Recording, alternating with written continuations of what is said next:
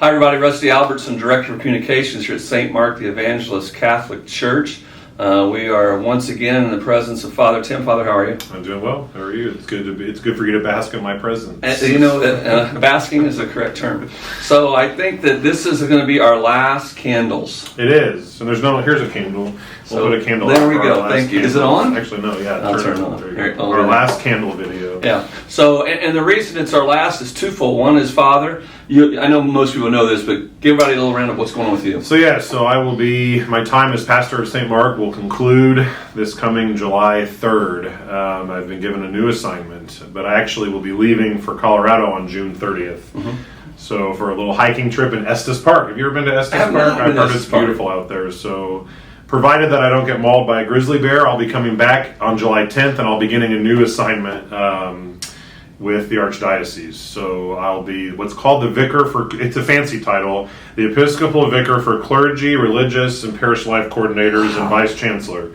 Don't worry about any of that. It's essentially the Priest Personnel Director, which means, if you think about our 70 or so parishes, I'll learn the exact number, I'm sure, but our 70 or so parish sites around the Archdiocese and all of our priests, and trying to sort of like a giant jigsaw puzzle, fit everybody in where they go, and sort of keep the personnel running on behalf of the Archbishop. So it's a job that is full time at the Catholic Center. I've been very used to going there because I went there 2 days a week throughout my entire 5 years here at St. Mark, but this will be a full-time role there, and I will be kind of what we call in the business a supply help on the weekends, which is priests that are going on vacation, sabbatical. You always need coverage, and sometimes your coverage falls through. So still be doing masses on weekends. Right, so I'll be saying mass on weekends every weekend, but it'll be typically at different places. Maybe 2 weeks here, 1 week That's there, 1 cool. week here. You get to see some of the different parishes. Yeah, I get to go around and I can use the same homilies over and over, and it's all new people. And if somebody wants to complain, you'll say you have to wait till the other priest comes back. That's right, come back, yeah, if it was a bad homily. Or you can complain to the Vicar for Clergy, which is me. So the Vicar for Clergy, will you also be doing the canon law? Yes, so I won't necessarily be in my office in the tribunal, but I will always help them with marriage cases, especially. So the canon lawyers judge the marriage cases for annulments and things like that. So that'll be a part of it as well. Yeah. So let's talk a little bit about, let's go back in history 5 years ago about this time. That's right. 2019, and I've told this story before, but it's a neat story. I was in my last year of canon law studies at the Gregorian in Rome, and we were on a weekend. This was like in April of 2019. And we were up in Venice, which is a great from Rome, it's about a 2-hour train ride. And we were there, and we were having coffee, and I got a phone call from the Vicar for Clergy and St. Mark's next pastor, Father Eric Johnson. And I knew that was about the time of year when assignments come out, so I figured, oh my gosh, he's going to tell me where I'm going. So I answered the call, and he told me, when you get back, this is in April, and I was coming back at the end of June. When you get back on July 3rd or 2nd, whatever it was, we want you to start as the pastor of St. Mark. Which the first thing I thought of was not where I was. It's not where I was. It's that's right by where I'm from. I grew up at St. Barnabas, and I was extremely excited to be coming back to the South Side, to being a pastor. I'd been a priest for 5 years, but 3 of those years were in school again. And 2 years I was an associate. So all that was very exciting, and I told him thank you, and he said we'll talk more details as it gets closer. So I hung up, and I was sitting with other priests, and they said, where are you going? And I said, it's a parish called St. Mark the Evangelist, right by where I'm growing up. And they kind of all laughed, and I was like, what? And they were like, are you being serious? And I said, yeah. And they were like, Tim, we're in St. Mark Square, and St. Mark's buried right there in the cathedral on Piazza San Marco. So we immediately went into the Duomo or the cathedral there and paid St. Mark a visit at his tomb. So, beautiful place. So I got here in July of that year, had a wonderful first 6 months, Christmas, New Year's, all that fun stuff. That was 2019, right? Yes. At the time, okay. Because then we had Christmas. It was a great first Christmas. We started 2020, and then COVID. So that was my first spring. My first COVID happened like right after. It was during Lent because we had an Ash Wednesday. But then I even remember coming to your office and saying, I think they're going to close the schools down. And we said, no, there's no way. And then it happened all so quickly. So my first Easter here was with everybody's pictures and the seminarians and no one else. I cleared the church out my very You know how I figured out they were going to close the schools down? How? The day before, they canceled the NCAA tournament. Ah, that's right, they did. I'm like, if they're going to cancel the NCAA tournament, we're not. And if you recall, they told us they were closing the schools down at the end of the day on Thursday, and we said, "Oh, so next Monday?" And they said, "No, tomorrow." No, tomorrow. We had about 1 hour to prepare. So you completed your 5th year, correct? So you had a lot of positive changes that happened while you're here. I know you don't like to boast, but a lot of things happened, when you were here. Obviously, I think the biggest one that stands out to most people was the capital campaign and the build. That'd be the most physical, sure. Tell me a little bit about from your end, and you can, since you're leaving, you can tell your deep dark secrets. How actually was that from the priest side of running a capital campaign? When I got here, even before COVID, it was apparent that we were, and I think it had even been discussed a little bit before I got here. Different options, like very early discussions on gearing up for a campaign and a building project to solve space issues, which are good issues to have. So it was good discussions. The challenge was we had planned on doing this before COVID. COVID started. We had, so we contracted with the firm that helped us, CCS, and we decided to go ahead with it, even in the midst of the sort of coming out of the pandemic. We didn't really do it during the height of the shutdown, but right as we were coming out. And as a priest, I'll say this, I'd never been a pastor, so I'd never done a campaign. A bunch of other priests told me, typically you do one of these every 10, 15 years, and you'll find out why, because it's a lot. It's exhausting, but it's also incredibly rewarding. But then, there were added challenges because of the uncertainty of the economy, and are people going to be comfortable pledging with all this? And I will say, it was an amazing experience. I'm not comfortable asking for money. I can do it generally to sort of say, help support St. Mark, but the specific, like asking people to do this. And that's something you kind of learn and realize that you're really inviting people to participate in something. Right. Giving an opportunity. And, the amazing thing about it, we know how successful the campaign was. And really the only true major challenge we had because of COVID, it was not people's reluctance or generosity. It was the cost of construction and materials. That's what do they call those in those meetings? Some kind of change? They'd always say, "Here's the net change," or some. Yeah, I forget what. Whenever an increase is what it is. Yeah, basically, like here's your unknowns. Yeah. And it ended up being our biggest challenge was the cost of everything went up. But the parish, we pulled back on a few things and value engineered a few things, but the parish really did step up. And the changes weren't because we started adding a bunch of stuff. And some people ask me, "Did the change?" No, we actually went the opposite. Right. It's just that. As everyone knows, the world economy changed such that the cost of things went up, and they've never come back down. Yeah.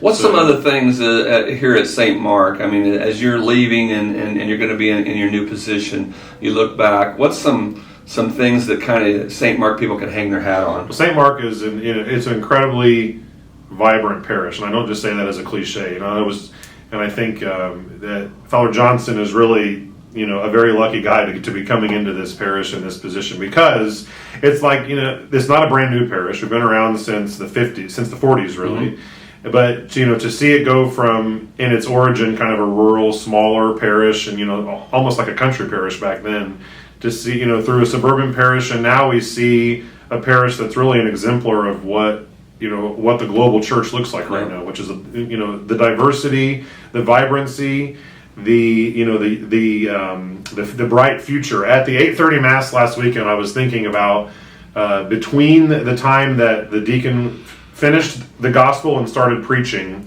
it was about as loud with the sounds of children as I've heard in a long time, crying and and cooing and all the different things, and you can see all the parents trying to quiet them down. But as a pastor, that's the best sound you can possibly hear, because that's the sound of a church that is growing and not the other way around. And that it's incredibly. And we have so many, every parish has its challenges, and part of being a parish this size and this diverse and this vibrant is it can at times be hard to kind of gather everything together because there's so much going on, but those are the best possible problems to have. Well, and I think too, just to reflect that, I think that on the children, you look at obviously our Myanmar population is probably the youngest population in the church, and having a lot of the baptism but we just seems to me like we're getting a lot of younger families in this parish. And one of the biggest things I think that shifted as far as how parishes work in the past 50 years or so is the idea of boundaries, which, you know, we still have boundaries, and that helps as far as like what nursing homes we take care of and things like that. But the idea of boundaries for most people anymore is kind of, it's not necessarily that you go to the church that you're closest to anymore, or that you're within the boundaries of. You choose to go to a parish because you're attracted to that parish. Right. Perhaps through tradition, because your family went there, you grew up there. Perhaps because you just happened to stumble upon it and you stayed, which are all good as well. But we have a lot of people that come here because they want to be a part of what St. Mark is. Right. You know, in our Burmese population and our non, all of our different populations, really, that they find something here that they're attracted to. Mm-hmm. You know, and I know that you don't live in the boundaries here, right. And, so our boundaries are fairly thin. But from all this sort of area, people come here because they want to be here. And I think that's an amazing thing. Our school is full. Our masses are full and vibrant. And as I said, full of sounds and full of kids and full of families. And, you know, our senior parishioners who've been here for years are still very much a part of this, and very much, you know, that we see them you know, engage in things. And so it's from cradle till the golden years. Yeah. You know, St. Mark has something for everybody. Yep. So I think it really is. I mean, we're very blessed. You know, we're going to have 2 priests and 2 deacons. So there's, you know, but then along with, you know, the clergy, there's everything else that falls in place here. Yeah, and we're still blessed. We have 3 of our parishioners are seminarians. That's right. At St. Minery. And one who is a religious sister novice. So, absolutely. So, you know, as far as vocations goes, there is one other parish that has 3. So Holy Rosary, they had 4, but now they have 3, which means us and Holy Rosary have the most seminarians of any of any parish in the diocese. So, what's the one thing? I don't have a lot of questions. This is one last question. What's the one thing that you will miss most about being a day-to-day parish priest? Oh gosh, I mean, being a pastor and being, you know, having a church community that I'm specifically a part of, you know, helping to lead, but also just being a part of. Sure. And I would foresee that after I have a year or so to be adjusted into this new role, that you never know what's going to happen. Sure. But being, you know, this is a different kind of role. But being ordained a priest, you do so because you want to be a pastor. Mm-hmm. At least that's why I did it, especially if you're a diocesan priest. And you never forget your first pastor. Even if I become a pastor at 10 other places throughout my life, St. Mark will always be the first place I was pastor. And I'll never forget that, these 5 years. Mm-hmm. And it seems so short. You know, 5 years isn't too short, but it seems a lot happened in these 5 years that made it go by very fast. I was never bored, and I was never anything but happy to be here. So, you know, as far as to be the pastor here, through the challenges, through the good times, and through everything else. So thank you all very much for that. And as I said, you know, as sad as it is to go, Father Eric is going to, you know, is stepping into a wonderful place, and I know that he himself will experience the blessings I have. So. Well, and I think from myself and the rest of the staff and the parishioners and the teaching staff and the students, we're very blessed to have you. We're very, I think your father probably taught you the same thing my father. You want to leave things better than when you found them. I think you've done that. We wish you nothing but success, blessings, prayers for you, because I know it's almost probably like a principal. It's a thankless job at times, Probably, what you're going to be doing. But I hope that, you know, you're able to still, when you get back into the other churches on the weekends and that's going to be a little bit of a tie-over for you, because I know it's important to you. Right. You can I can really, you know, I can see the joy in you on Sundays, even though sometimes it's stress-filled. You know, just the rapport that you make with people. I tell people all the time that, you know, you reach all ages. And with your homily and with your kindness. So we're blessed to have you. We're going to miss you here. I know that Father Eric, I've known Father Eric for a while from St. Agnes and that. And I think he's going to do a great job as well. And I tell people too, and you say the same thing, you know, a church is more than just about the pastor. Mm-hmm. Pastor accentuates the good things about it. The people in the church, exactly. And the ministries in the church. And I think that's why this church since 1948 has been a very vibrant, 76 years now, has been very vibrant and will continue to be. So we thank you for everything. We wish you, this will be our last candles.